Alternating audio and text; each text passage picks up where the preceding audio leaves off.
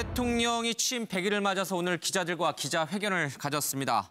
짜고 치는 고스톱이다라는 과거의 관행에서 벗어나서 각본 없는 기자회견을 했다는 호평이 쏟아지고 있습니다. 전쟁 불가를 재차 강조를 했고요. 그리고 이 각종 복지 정책과 관련된 재원 문제에 대해서도 충분한 준비가 돼 있다라고 하면서 비판에 강한 반박을 했습니다. 자, 무각본, 무작위 질문, 거침없는 답변. 이전 정부에서의 기자회견과는 달렸다. 특히 이 박근혜 정부에서의 이 대통령 기자회견과는 굉장히 달랐다라는 평가들이 지배적입니다. 몇 가지 분야별로 나눠서 오늘 기자회견이 이루어졌는데 외교 안보 분야 관련해서는 특히 의미 있는 것이 이 레드라인의 기준을 언급을 했습니다. ICBM을 완성하고 여기에 핵을 탑재하면 그게 바로 레드와인이다. 이 선을 넘지 못하게 해야 된다. 그러나 레드라인에 점점 더 다가서고 있다라는 얘기가 좀 나오고 있습니다. 레드라인이라고 제가 얘기 안 했나요? 예.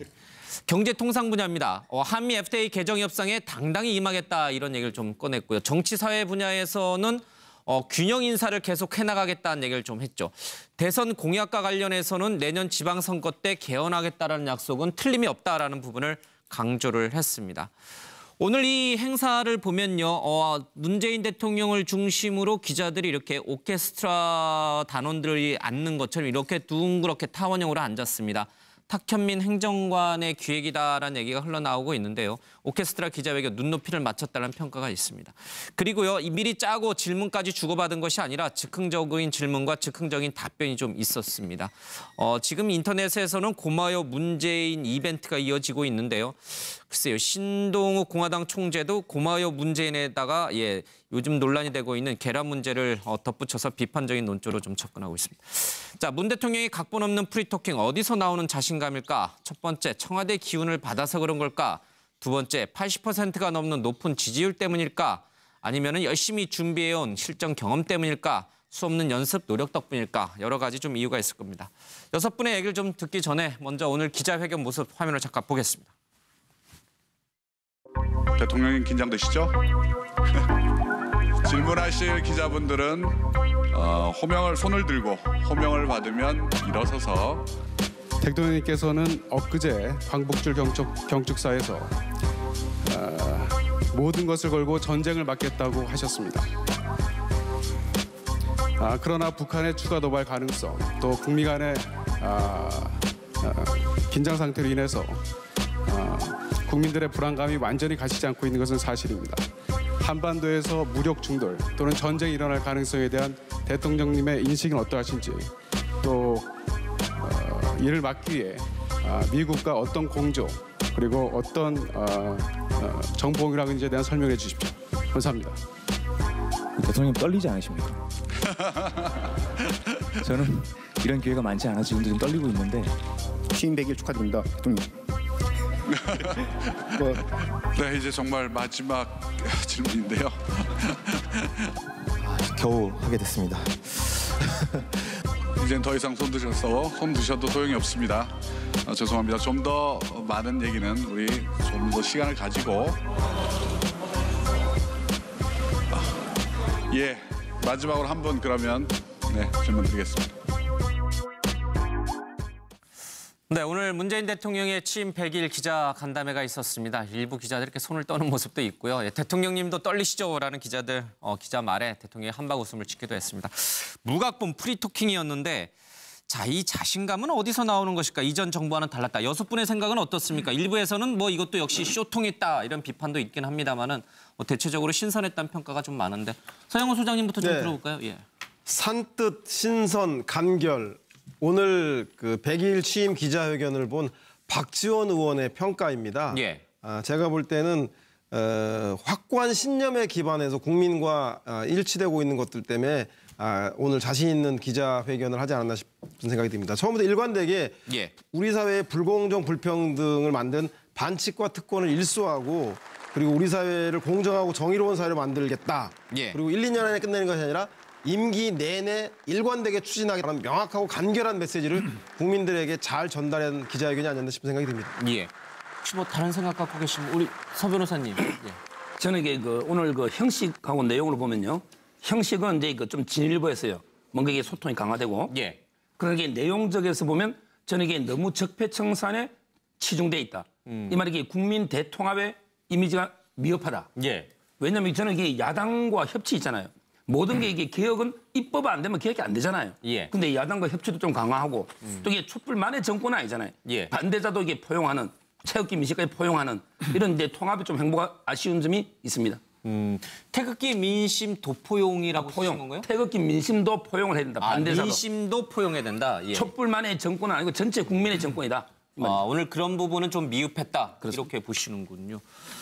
정기남. 예, 저는 뭐 먼저 첫 번째로 그 좀 자신감, 국정 운영의 자신감이 좀 느껴졌습니다. 예. 그건 아마도 높은 국정 운영 지지율에 아마 힘입은 바 아닌가 이런 예. 판단이 들었고요. 어떤 그 강론이든 뭐 어떤 부분에서든 좀 막힘없이 답변하는 그 문재인 대통령의 모습을 보면서 예. 상당히 준비된 대통령의 모습을 좀 보여줬고 그러나 다소 좀 아쉬운 점은 66분의 시간 동안에 물론 한계가 있었겠습니다만 예. 뭐 이를테면 추가 증세 없고 복지는 늘고 또 부동산은 잡힐 것이고 또 뭐 한반도에 전쟁은 없고 예. 뭐 이런 비전들을 제시한 건 좋지만 how to 어떻게 예. 이것을 내가 실천해내겠다라고 하는 것을 뭔가 국민들에게 동의를 끌어내기에는 예. 다소 좀 부족해 보였다. 그러나 저는 좀 개인적으로 하나 좀 중점적으로 봤던 것은 예. 대부분의 대통령들이 집권 전에는 개헌을 약속합니다. 그러나 집권 초반 되면 개헌은 있는 듯 없는 듯 정치권으로 돌려버립니다. 그렇죠. 그러나 예. 오늘 문재인 대통령의 그 일문일답을 통해서 지방선거 시에 반드시 개헌하겠다. 예. 개헌을 다시 한번 확약한 것은 나름대로 의미 있는 약속이었고 우리 정치의 어떤 근본적인 문제, 예. 이를테면 국민 기본권 확대, 또 중앙 권력구조 개편, 또 지방 분권의 강화라고 하는 시대 예. 정신을 담아내는 반드시 개헌이 있어야 되겠다. 뭐 이런 것을 확인하는 그런 기자회견이었다. 뭐 이런 생각입니다. 예. 국회에서 개헌을 일단 막기대 잘 못할 경우에는 정부에서라도 이제 개헌을 만들어서 반드시 내년 지방선거 때 개헌안을 투표에 붙이겠다. 그런 언급이 있었죠. 예. 참 많이 바뀌었다. 예. 바뀌었는데 대통령만 바뀐 게 아니라 참모들의 준비도 많이 바뀌었다. 예. 이전 정부와 확연하게 좀 다르지 않습니까? 예. 제가 특히 주목하고 있는 부분은 문재인 대통령이 매우 많이 바뀌었습니다. 변신을 하신 건데요. 굉장히 남 앞에서 샤이하다 그럽니까? 좀 예. 수줍음이 많고 오히려 남 이야기를 듣는 쪽인데 예. 오늘 전반적인 기자회견을 보면 매우 자신감에 차 있고 어떤 정책을 강한 힘으로 밀어붙이겠다는 의지까지 보여줘서 예. 문재인 대통령이 집권 이후에 또 더 많은 변신을 하고 있구나.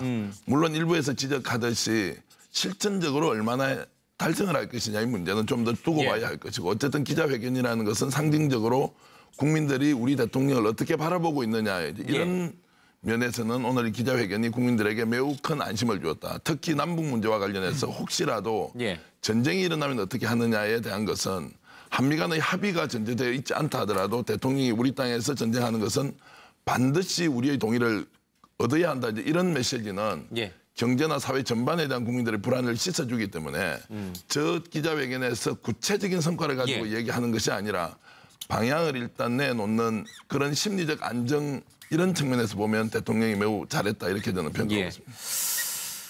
저도 뭐 예전에 청와대 출입하면서 이게 대통령 기자 간담회 이런 데 참석을 해봤지만 오늘처럼 이렇게 막 기자들이 손을 번쩍번쩍 들고 저요 이렇게 한 거는 찾아보질 못해서 왜 청와대 기자간담회는 다 미리 이제 질문을 서로 주고받고 답변까지 다 예상 답변 나와서 이른바 짜고 치는 고스톱이라고 그러는데 우리 김 부장님도 청와대 출입기자 해보셨으니까 노무현 정부 때 제가 한 2년 반 이상 출입했죠. 근데 이제 그래서 오늘 궁금해하는 사람들이 많더라고요. 무각본, 무작위, 즉석 답변, 무작위 질문이고 즉석 답변이다.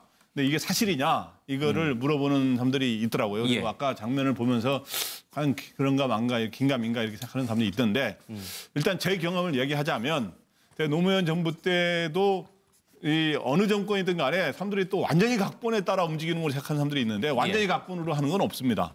또 그런데 완전히 무각본도 없습니다. 사실은 참고로 그렇게 아는 게 정확할 것 같고요. 제가 노무현 정부 때는 어떻게 했냐면 우리 기자들끼리 다 질문을 다 할 수는 없으니까 질문을 뭐 자기가 그 한 번 질문할 때 10명 보통 이내밖에 질문을 못 하잖아요. 그러니까 기자들끼리 분야별로 중앙지는 몇 명, 지방지는 몇 명에서 질문하자는 사람을 대충 정했어요, 기자끼리. 그렇죠. 예. 그랬더니 청와대 관계자가 저한테 전화가 오더라고요. 한 하루 이틀 전에.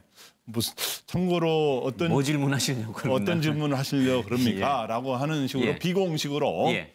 이렇게 오프를 전제로 그래서 제가 어떤 질문에 관심이 있습니까? 그러면 또 사람이 뭐 완전히 숨길 수는 없는 거 아닙니까? 그렇죠. 예. 그런 게 있었는데 그럼 이번은 어떻게 됐느냐? 이번도 공식적으로는 각본이 없습니다. 예. 근데 이제 제가 알기로는 분야별로 중앙지 통신사 기자, 방송사 기자, 신문 기자들끼리 질문을 뭐 취합하는 거나 이런 거는 아마 있었을 겁니다. 제가 알기로. 그런데 예. 이게 청와대로 과연 전달이 됐느냐, 대통령이 보고를 받고 그거에 따라 준비를 했느냐 이런 거에서는 어떻든 제가 오늘 가만히 지켜보니까 또 앉아서 대답을 하지 않았습니까? 예. 좀 자연스러워 보였고 또 과거에는 춘추관에서 했는데 영빈관에서 하지 않았습니까? 그래서 예. 과거보다는 어떻든 시나리오가 최소화됐고 좀 자연스럽게 진행이 된 건 사실인 것 같습니다. 예. 그래도 이제 분야별로 다 나눠놨기 때문에 외교안보 분야, 경제통상, 뭐 정치사회, 대성공약 여러 분야별로 나눠놨기 때문에 이 분야에서 나올 수 있는 예상 질문이란 게 너무 뻔하지 않습니까? 그렇죠. 예. 청와대도 뭐 많이 준비를 했습니다만 기자들도 오늘 좀 편안한 분위기에서 질의응답을 좀 한 것 같습니다. 황 소장님은 어떻게 보셨어요? 예, 저는 뭐 오늘 타견민 씨가 미리 나와서 전체적으로 지휘를 했다고 그러대요. 예. 예, 그래서 오늘 아마 이 코드도 타견민 코드가 있어서 감성 코드, 소통 코드 등이 예. 다 담겨 있었고요. 지난 한 100일 동안 대통령이 정신없이 지금 이벤트를 던졌지 않습니까? 예. 계획 이벤트를요. 제가 뭐 이렇게 세보니까 굵직한 것만 해도 한 10개쯤 던졌어요. 그래서 건 열흘마다 큰 건이 한 개씩 정도 터진 건으로 이렇게 왔고 예.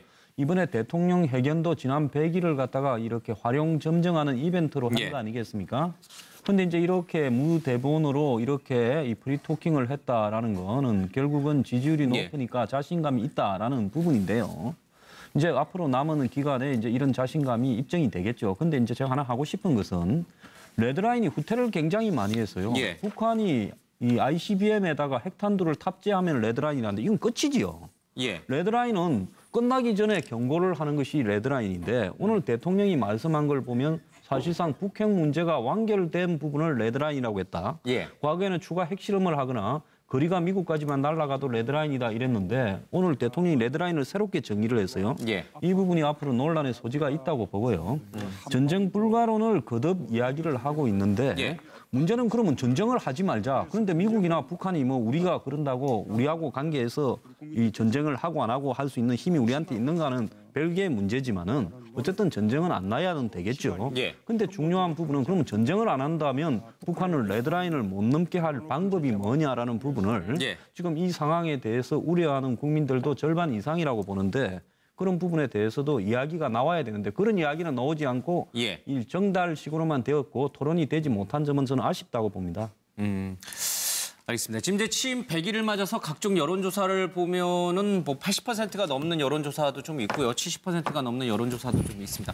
어쨌든 7, 80%에 달하는 높은 지지율을 봤을 때 지난 100일은 성공적이었다라는 평가를 내리기에 충분한 것 같습니다. 물론 이제 동의하기 어려운 분들도 분명히 있을 겁니다. 야당은 특히 뭐 형편없었다 이런 이제 냉혹한 평가도 내놓긴 합니다만. 자, 영상 잠깐 보고요. 이 취임 100일 글쎄요, 성공적으로 안착했다라는 평가를 내리게 된다면 그 이유는 무엇일까? 이 부분에 대한 얘기를 좀 간단히 좀 듣겠습니다. 북한이 ICBM 그 탄도 미사일을 완성하고 거기에 핵탄두를 탑재해서 무기화하게 되는 것을 레드라인이라고 생각합니다. 지금 북한이 점점 그 레드라인의 임계치에 다가가고 있다고 생각합니다. 만약에 북한이 또다시 도발을 한다면 북한은 더더욱 강도 높은 제재 조치에 직면하게 될 것이고 북한은 결국 견뎌내지 못할 것입니다. 북한에 대해서도 더 이상 위험한 도박을 하지 말 것을 경고하고 싶습니다. 현재 지금 정부가 발표한 여러 가지 이 복지 정책들에 대해서는 지금까지 정부가 발표한 정세 방안만으로 충분히 재원 감당이 가능하다고 봅니다. 실제로 그 재원이 필요한 만큼 정부가 정세 방침을 밝힌 것입니다. 그래서 정부의 여러 가지 정책에 대해서 재원 대책 없이 계속해서 무슨 산타크로스 같은 정책만 내놓는 것이 아니냐 이런 걱정들을 하는데 하나하나 꼼꼼하게 재원 대책을 검토해서 가능한 범위 내에서 전부 설계된 것이다라는 그 말씀을 드리고. 네, 인수위원회 없이 출범한 문재인 정부의 100일 어떻게 황 소장님 평가하십니까? 성공적이었다고 보십니까? 일단 정권의 입장에서 봤을 때는 매우 성공적이라고 봅니다. 그런데 이것이 장기적으로 성공으로 귀결될 것인가 하는 부분은요. 솔직히 말하면 너무 많은 것을 정신없이 던졌기 때문에 복지, 일자리, 소득이나 이런 부분에요. 이런 것이 결국은 이 국간이나 이 예산과 맞물려서 성공적으로 지속될 수 있는가에 대해서 달려 있겠죠. 그런데 지금 이 사실은 국민들이 이런 정책에 대한 어떤 정부의 어떤 발표, 국민들한테 막 던집니다. 그리고 이벤트에 대해서도 정신없이 과거 같으면 저게 이벤트가 될 수 있을까 하는 부분조차도 이렇게 소통 감성 코드를 담아가지고 던졌어요. 그래서 국민들 다수가 이 부분에 대해서 지금 어떤 형태로든 지지를 한다고 하고 있습니다. 그래서 이제 이런 부분들이 왜 그러면 가능했느냐, 인수위도 없었는데 저는 이 정권이 뭐 지난 작년 12월쯤에 이미 대선이 탄핵이 국회에서 통과된 뒤에 조기 대선이 될 가능성이 거의 확정적이고 그렇기 때문에 이미 대선을 집권했을 때 어떤 정책들을 던지고 국민들이 어떤 것을 좋아한다라는 부분에 대해서 준비를 했다가 이 취임하자 말자부터 했다고 봐요. 그러니까 대통령 선거운동 기간에 일종의 인수위 역할을 했기 때문에 이런 것들이 가능을 했다라는 겁니다. 형식적인 부분에서 굉장히 탁월함을 발휘하고 있고 이전과는 다른데요. 문제는 그 내용을 채우는 부분이 과연 행식만큼 따라갈 수 있겠느냐. 이것이 모순이 없이 진행되겠느냐. 저는 좀 우려스러운 점도 있다고 봅니다. 알겠습니다. 그러니까 인수위 없이 출범했지만 준비는 굉장히 잘 돼 있다. 이런 평가를 일단 내릴 수 있는. 이제 앞으로가 또 문제긴 하지만. 정기현. 결국 이제 실패를 해본 대통령 후보가 대통령이 되니 국정 운영에 대한 기본 방향 가지고 있을 거고요. 또 DJ 노무현 대통령 10년의 집권 경험이 있지 않습니까? 또 민주당이라는 정당 조직이 그런 위기 상황에서 나름의 이제 그 역량들을 충분히 발휘했다. 그래서 저는 실패에서 배운 리더십을 첫 번째로 꼽고요. 두 번째는 그 결국 국민의 무한 의지, 제가 의지라고 표현을 한 이유는 통상적으로는 국민의 무한 신뢰가 필요하지만 지금 우리나라 대통령에 대한 국민들의 생각은 박근혜 정권의 실패 이런 것들이 촛불혁명으로 일어나고 다시 탄생한 문재인 정부이기 때문에 신뢰를 보내기보다는 어쨌든 의지를 하고 싶다는 이런 또 심리적인 이런 그 상황이 많이 존재한다. 그래서 국민들이 지금 현재까지는 대통령에 대해서 무한하게 의지하고 싶다. 이런 것들이 반영되어서 높은 지지율이 유지되는 것이고요. 이런 것들이 황 소장님 말씀대로 앞으로 얼마나 잘 될지는 정말 문재인 정부가 이런 높은 지지율에 의존하지 말고 정말 장기적인 목표를 가지고 움직여야 하는 것은 확실하게 과제로 남아있다. 이런 지적을 하고 싶습니다. 저는 이게 그 나름대로 성공적 안착은 맞는 것 같아요. 왜냐하면 이게 국민 지지율이 역대 1, 2등이니까 그건 팩터로 보이는데 그 원인은 이제 그 참여정부 때 경험. 그때 이게 국정경이 많았잖아요.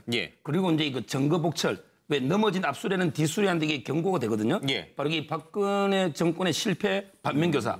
이 두 가지 때문에 비교적 성공했다고 보는데 그렇지만 이게 제가 보기에는 아직 이 과분한 칭찬과 사랑을 받는 뭔가 한 일에 비해서는 지지율이 너무 높아요. 따라서 저는 지금 초심을 잃지 않고 좀 더 겸손하고 더 낮은 자세로 일관해서 끝까지 지지를 받는 이런 대통령이 되었으면 좋겠습니다. 알겠습니다. 근데 지금 이제 앞서 세 분 얘기를 들었는데 사실 지난 대선 당시에 문재인 당시 후보를 비판하시는 분들은 만약에 당선이 된다면 제2의 참여정부, 제2의 노무현 정부의 재판이 될 것이다. 그 한계에서 벗어나지 못할 것이다라고 이제 비판을 많이 했는데 그 부분에 대한 평가, 그러니까 그 한계를 지금 넘어선 것인지 아니면 노무현 정부를 좀 따라가고 있는 제2의 노무현 정부인지 뭐 이런 부분에 대한 얘기가 아직 언급이 없으셨어요. 나머지 세 분 중에는 그 부분 조금 포함해서 평가를 좀 내려주시죠. 제가 노무현 정부 때 출입한 기자로서 보면은 노무현 정부 때 수석과 비서실장을 지내셨잖아요. 문 대통령께서. 그렇기 때문에 그때 그걸 지켜보면서 내가 이거는 이렇게 좀 시정을 하겠다. 아마 그런 생각을 많이 했을 거예요. 그래서 제가 보기에는 노무현 정부를 어느 정도 극복하는 그거보다는 더 나아. 극복을 한 100일이었다. 그래서 어느 정도 그보다는 나아진 그런 거라고 좀 보고요. 이 안착을 한 가장 큰 요인은 첫째. 이 박근혜 정권의 이 탄핵으로 인해서 무너진 박근혜 정권의 반사 효과, 기저 효과. 그렇기 때문에 그걸 워낙 못했기 때문에 그거에 대한 반작용이 있는 거죠. 그래서 쉽게 말해서 회사로 말하면 전임 사장이 굉장히 못하면 새로 온 사람 보통만 해도 잘해 보이죠. 굉장히 잘해 보이고 전임 사장이 잘하면 아주 열심히 노력해도 빛이 안 나는 거죠. 그런 게 그게 있고 두 번째는 짧게 말하면 재수해서 준비된 대통령. 아까 전에 또 경험을 했고 참여정부에서 그거 있고 세 번째는 대통령 자신의 그 탈권위 소통 의지가 굉장히 강한 것 같아요. 그거는 굉장히 높은 점수였고 예를 들어서 며칠 전에 8.15 기념식에서 상을 주는데 표창장을 주는데 그 표창장 받는 사람 고개를 70도 정도 숙여요. 그럼 대통령도 70% 숙이고 하는 모습은 그 간단한 것 같지만 그 과거와는 다른 모습이거든요. 그런 거에다가 굳이 하나 덧붙이자면 이벤트 정치도 좀 잘하지 않았느냐 그렇게 생각이 됩니다. 이 1, 2, 3번이 비중의 차이는 아니죠. 이제 1번이 가장 크게 영향을 줘서 이 성공적 평가를 받는데 이건 아니죠. 또 균등하게 요인이라고. 1번이 굉장히 큰 요인이라고 비중이 봅니다. 크다. 저 요인 때문에 지금 높은 지지율이 나오는 거다. 그게 이제 촛불 혁명이라는 게 다 이거 결부된 거 아닙니까? 알겠습니다. 정리는. 좀 전에 말씀하셨습니다만 이게 사실은 조마조마했거든요. 예를 들면 전임 대통령의 사상 초유의 탄핵. 또 국가 리더십의 어떤 그 공백이라고 하는 초유의 어떤 헌정사의 위기 속에서 출범한 정권이란 말이에요. 거기에 대한 약간의 어떤 그 불안한 시선이 있었지만 저는 취임 100일 동안 어찌 보면 회속의 100일이라고 봐야 될 텐데 비교적 소프트 엔딩 하고 있다.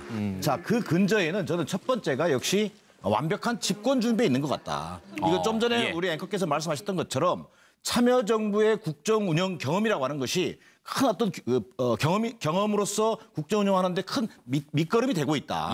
자, 그러면 지금 참여정부를 극복했느냐? 저는 아직은 그 정도 평가로 좀 이르지만 저는 참여정부보다 어떻게 보면 한 단계 진화하고 있는 것만은 사실인 것 같다. 저는 이런 평가를 좀 하고 싶고요. 그 가장 첫 번째 그 소프트 랜딩의 어떤 1차적 원인은 역시 문재인 대통령, 문재인 정부의 어떤 소통의 정치에 있다. 자, 이를테면 그 구중궁궐의 이미지가 우선 깨졌습니다. 청와대라는 데가. 두 번째, 청와대 비서실은 이제 한국판 웨스트윙이 되고 있어요, 지금. 뭐 참모들과 대통령이 격이 없이 소통하는 장면을 여지없이 국민들에게 보여주고 있습니다. 이런 어떤 소통의 정치가 국민들 속으로 더 한 발 다가가게 하는 그런 측면이 있었고요. 두 번째는 역시 정부가 임기 초다 보니까 개혁 최우선 정책 기조를 세운 것. 그렇다면 이건 다른 말로 하면 적폐청산이죠. 우리가 촛불 민심의 핵심이 뭡니까? 이게 나라냐였거든요. 자, 나라다운 나라를 만들기 위한 어떤 적폐청산에 어쨌든 문재인 정부가 가속 페달을 밟아온 점 이런 것들이 집권 100일 동안에 어떤 국민들로부터 좋은 평가를 받게 된 하나의 요인이다. 이렇게 해석합니다. 알겠습니다. 그러니까 참여정부 때보다는 진일보하고 있다라는 부분에 대해서 이제 평가를 내리셨고요. 소 소장님, 네, 뭐 안정적인 국정 운영 관리를 한 거 보고 일각에서는 광흥창 팀이라던가 뭐 집권 준비팀이 오랫동안 준비한 게 아니냐라는 얘기가 있는데 광흥창 팀은 당내의 공식적인 선거대책위원회가 형성되기 전에 그 선거를 준비하는 전략기획팀이었고요. 집권 준비팀은 공식적으로는 있지 않았다고 합니다. 그럼에도 불구하고 이렇게 잘할 수 있었던 것은 잘 아시겠지만 참여정부에 대한 5년간의 국정운영 경험과 2012년 대선의 패배 이후에 오랫동안 준비되어 온 것들이라는 생각이 들고 무엇보다도 문재인 정부 탄생 배경이 촛불 정부 아니겠습니까? 배를 띄우는 것도 배를 뒤집는 것도 무리다. 즉 민심이다라고 하는 건 누구나 잘 알고 있기 때문에 대한민국의 주권은 국민에게 있고 모든 권력은 국민으로부터 나온다는 것 원칙을 잃지 않고 있기 때문에 국민과 함께 더불어 지금 가고 있는 게 아닌가라는 생각이 듭니다. 앞서 잠깐 우리 서정욱 변호사께서 언급을 하셨는데 이 촛불 정부면은 태극기 정부는 아닌 거예요? 네. 아니 뭐 그 태극기 정부이기도 하죠. 꼭 촛불 태극기 이렇게 진보와 보수라는 이념으로 하는 게 아니라 국민들의 다수의 참여에 의해서 반칙과 특권을 청산하고 국민이 만든 국민이 선택한 정부라는 의미에서의 촛불 정부를 얘기하는 것입니다. 알겠습니다. 상당히 준비된 대통령의 모습을 좀 보여줬고 그러나 다소 좀 아쉬운 점은 66분의 시간 동안에 물론 한계가 있었겠습니다만 뭐 이를테면 추가 증세 없고 복지는 늘고 또 부동산은 잡힐 것이고 또 뭐 한반도에 전쟁은 없고 뭐 이런 비전들을 제시한 건 좋지만 how to 어떻게 이것을 내가 실천해야겠다라고 하는 것을 뭔가 국민들에게 동의를 끌어내기에는 다소 좀 부족해 보였다.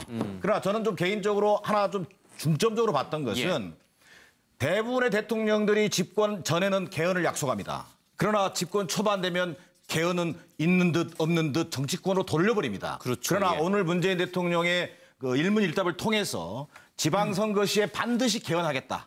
개헌을 다시 한번 확약한 것은 나름대로 의미 있는 약속이었고 우리 정치의 어떤 근본적인 문제, 이를테면 국민 기본권 확대, 또 중앙 권력구조 개편, 또 지방 분권의 강화라고 하는 시대 정신을 담아내는 반드시 개헌이 있어야 되겠다. 뭐 이런 것을 확인하는 그런 기자회견이었다. 뭐 이런 생각입니다.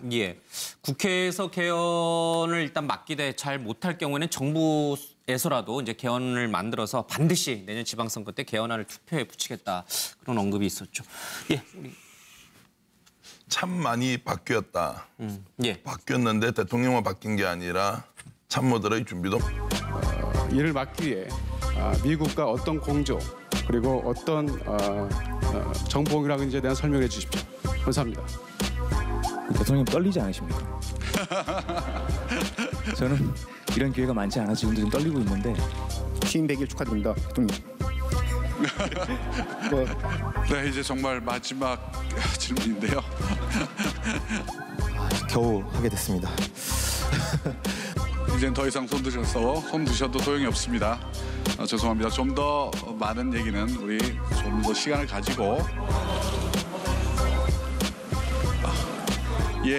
마지막으로 한 분 그러면 질문 드리겠습니다.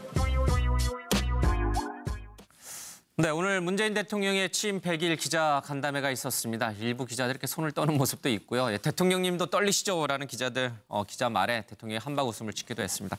무각본 프리토킹이었는데 자, 이 자신감은 어디서 나오는 것일까? 이전 정부와는 달랐다. 6분의 생각은 어떻습니까? 일부에서는 뭐 이것도 역시 쇼통했다 이런 비판도 있긴 합니다만은 대체적으로 신선했다는 평가가 좀 많은데 서영호 소장님부터 좀 들어볼까요? 산뜻, 신선, 간결. 오늘 그 100일 취임 기자회견을 본 박지원 의원의 평가입니다. 제가 볼 때는 확고한 신념에 기반해서 국민과 일치되고 있는 것들 때문에 오늘 자신 있는 기자회견을 하지 않았나 싶은 생각이 듭니다. 처음부터 일관되게 우리 사회의 불공정, 불평등을 만든 반칙과 특권을 일소하고 그리고 우리 사회를 공정하고 정의로운 사회로 만들겠다. 그리고 1, 2년 안에 끝내는 것이 아니라 임기 내내 일관되게 추진하겠다는 명확하고 간결한 메시지를 국민들에게 잘 전달한 기자회견이 아니었나 싶은 생각이 듭니다. 혹시 뭐 다른 생각 갖고 계시면 우리 서 변호사님. 저는 이게 오늘 형식하고 내용을 보면요. 형식은 이제 좀 진일보했어요. 뭔가 이게 소통이 강화되고. 그러나 이게 내용적에서 보면 저는 이게 너무 적폐청산에 치중돼 있다. 이 말이 이게 국민 대통합의 이미지가 미흡하다. 왜냐하면 저는 이게 야당과 협치 있잖아요. 모든 게 이게 개혁은 입법 안 되면 개혁이 안 되잖아요. 근데 야당과 협치도 좀 강화하고 또 이게 촛불만의 정권은 아니잖아요. 반대자도 이게 포용하는 태극기 민심까지 포용하는 이런 이제 통합이 좀 행보가 아쉬운 점이 있습니다.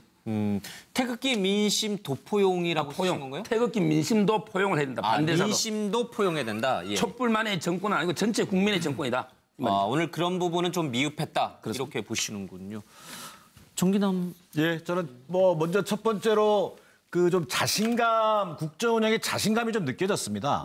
그건 아마도 높은 국정 운영 지지율에 아마 힘입은 바 아닌가 이런 판단이 들었고요. 어떤 그 강론이든 뭐 어떤 부분에서든 좀 막힘없이 답변하는 그 문재인 대통령의 모습을 보면서 탁현민 행정관의 기획이다라는 얘기가 흘러나오고 있는데요. 오케스트라 기자회견 눈높이를 맞췄다는 평가가 있습니다. 그리고요, 미리 짜고 질문까지 주고받은 것이 아니라 즉흥적인 질문과 즉흥적인 답변이 좀 있었습니다. 지금 인터넷에서는 고마워요 문재인 이벤트가 이어지고 있는데요. 글쎄요, 신동욱 공화당 총재도 고마워요 문재인에다가 요즘 논란이 되고 있는 계란 문제를 덧붙여서 비판적인 논조로 좀 접근하고 있습니다. 자, 문 대통령이 각본 없는 프리토킹 어디서 나오는 자신감일까? 첫 번째, 청와대 기운을 받아서 그런 걸까? 두 번째, 80%가 넘는 높은 지지율 때문일까? 아니면 열심히 준비해온 실전 경험 때문일까? 수없는 연습, 노력 덕분일까? 여러 가지 좀 이유가 있을 겁니다. 6분의 얘기를 좀 듣기 전에 먼저 오늘 기자회견 모습 화면을 잠깐 보겠습니다. 대통령님 긴장되시죠? 질문하실 기자분들은 호명을 손을 들고 호명을 받으면 일어서서 대통령님께서는 엊그제 광복절 경축사에서 모든 것을 걸고 전쟁을 막겠다고 하셨습니다. 그러나 북한의 추가 도발 가능성, 또 북미 간의 긴장 상태로 인해서 국민들의 불안감이 완전히 가시지 않고 있는 것은 사실입니다.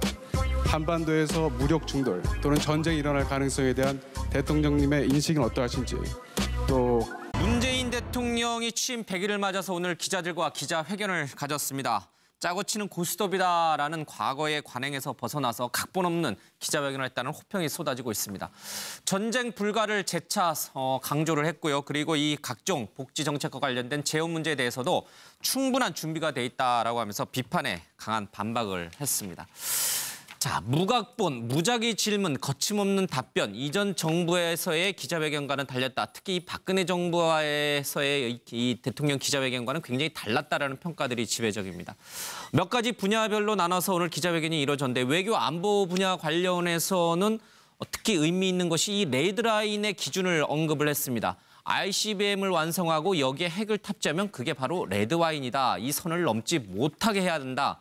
그러나 레드라인에 점점 더 다가서고 있다라는 얘기가 좀 나오고 있습니다.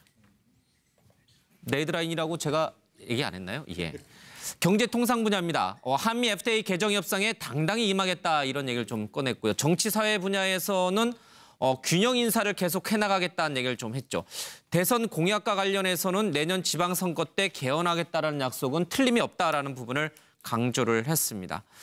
오늘 이 행사를 보면요. 문재인 대통령을 중심으로 기자들이 이렇게 오케스트라 단원들이 앉는 것처럼 이렇게 둥그렇게 타원형으로 앉았습니다.